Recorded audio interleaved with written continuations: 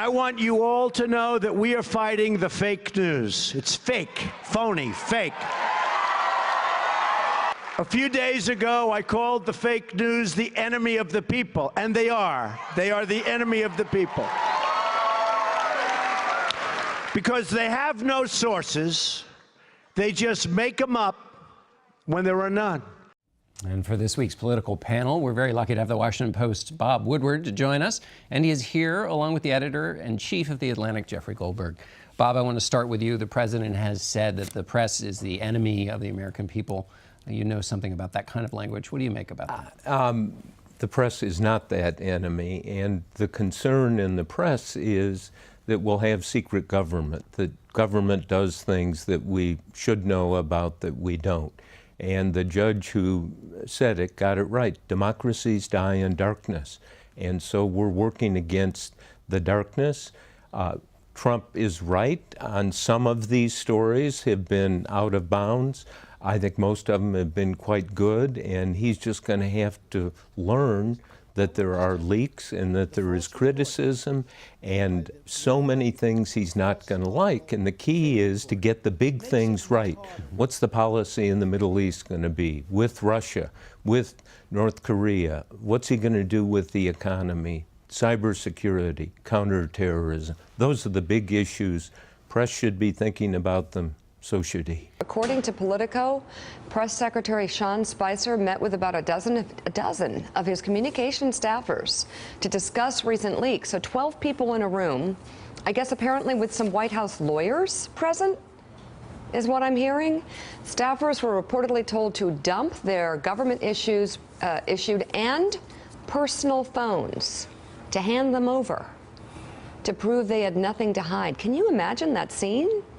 So what they did, they did look in the phones and read them out loud. The irony is that someone leaked this story to Politico. So about the use of the phrase "the enemy of the people," even Khrushchev wouldn't use that phrase. No. So there's a sense in which. But the problem is, who's the enemy of the people? The leakers who are talking to the press because they're in your administration. Michael Steele. Yeah, no, Mika, I think that's the key point. I mean, Sean Spicer asking his comm shop to drop their phones on the table. Big whoop. That's not the source of the leak. The leaking is coming from all over the administration. A lot of it in offices inside the West Wing that have nothing to do with the comm shop. Your top 10 people, just hand over the phones. The president needs to look in the mirror and realize this is from people who want to help him, not people who want to hurt him on almost every instance. I agree with that. There is a fear that they can't talk to him, so they try and find other ways to communicate. Just hours after that speech at CPAC, the White House held a press briefing, but it was not open to all reporters. CNN, BuzzFeed, the New York Times, the LA Times, The Hill, and Politico were just some of the outlets barred from covering the briefing. The Associated Press and Time were invited, but they declined to attend in opposition and unity. Spicer defended the decision to limit the press. I think that we have shown an abundance of accessibility. We've brought more reporters into this process, and the idea that every time that every single person can't get their question answered to fit in a room, they're excluding people. We've actually gone above and beyond with making ourselves, our team, and our briefing room more accessible than probably any prior administration. So I think you can take that to the bank. So there's a different Spicer that we have for you. Back in December, here he is. We have a respect for the press when it comes to the government, that is something that you can't ban an entity from. You know, conservative, liberal, or otherwise. I think that's what makes a democracy versus a dictatorship.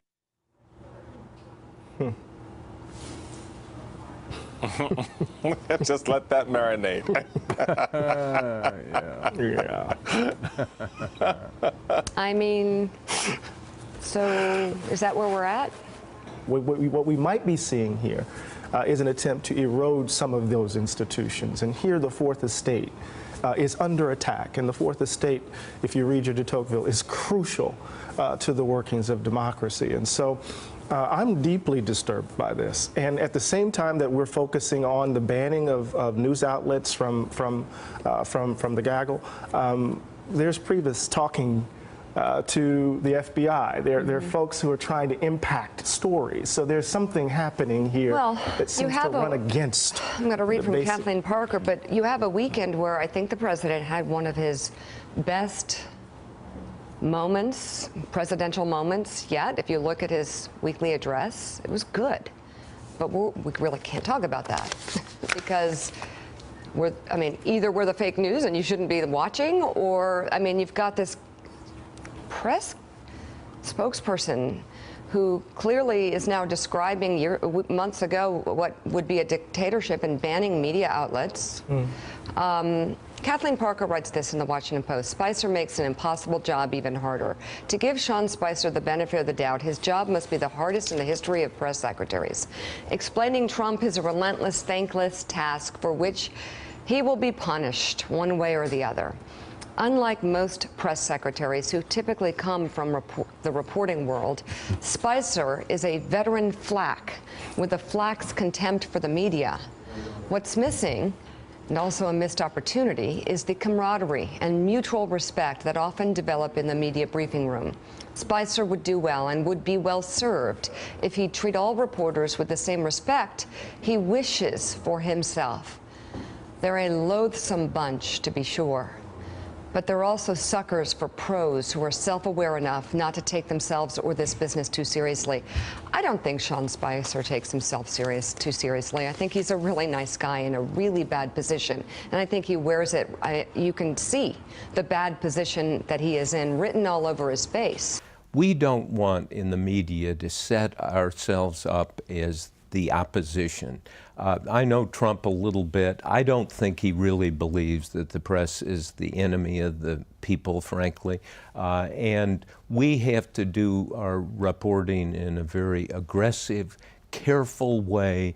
10 months ago with Bob Costa, we interviewed Trump, and it was tough, and he came out and he said, well, it was fair and accurate. So I think you can be tough and fair and accurate. No, actually, the sources are in your administration. They're calling the press every second of the day. Including some high-level people. They're really nervous. Very high-level people are calling the press all the time, leaking. It's strange how he reconciles those words with the fact that his own press secretaries ask his staffers to come in and hand over the phones because there's a belief, or at least they suspect, that someone in that group is leaking. So these anonymous sources. I mean, you may have found stuff on their phones, but those aren't Right, and then it's happening. It's a very at nervous every administration, level. very much wondering where their jobs stand. There's a lot of people paranoid they're going to lose their positions, and a lot of people just looking at what's happening saying, oh my God, how do we keep this train on tracks? A lot of pressure. And there's a piece in the New York Times today. It's not going to work. So every president has tension with the press. This is not new. So I mean, and everybody tries to shape stories, which we all acknowledge. And I think maybe Mark or even Michael or maybe even Eddie said that it's clear, though, that this White House has decided that their opponent, as much as it's going to be Democrats and whomever Democrats put up at various levels around, it's going to be the press as well. And whether it's what Heilemann said earlier, they're anticipating stories in a pipeline.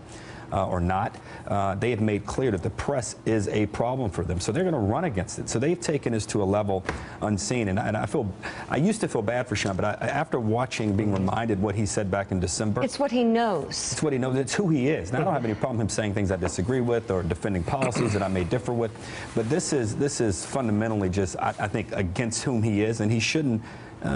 Based on what he said back in December, he shouldn't be defending this. Banning news organizations and taking on the media this way is not going to advance the agenda of this White House. If you're in the White House to help the president and you know something is wrong. It may advance a political agenda, narrow political agenda. It's not going to advance your policy agenda. And remember, Bannon called the media the opposition party. Right. That's what I'm saying. They're the new opposition. Other administrations have on occasion done things like this. They've taken retribution against news organizations whose coverage they didn't like. Right. But they're kidding themselves in this White House if they think what they did on Friday is there any way Sean Spicer didn't know that before he walked out there? I think he does know. I don't know what they thought was going to happen. I don't know if they thought no one would protest or they'd get away with it or it'd send a chilling effect. I don't know. But whatever they thought the upside was, I assume by now they see this is not a winnable fight, nor should it be a winnable fight in a free country. I don't think anyone can say no to him. Michael Steele? Yeah, I was going to say to Mark's point just now, Mark, do you think that Donald Trump himself is really concerned about that part of this, that it didn't work or it didn't work as well? Or was it just more the effect of knowing that as president, as the White House, West Wing, if we want to do this, we will do it?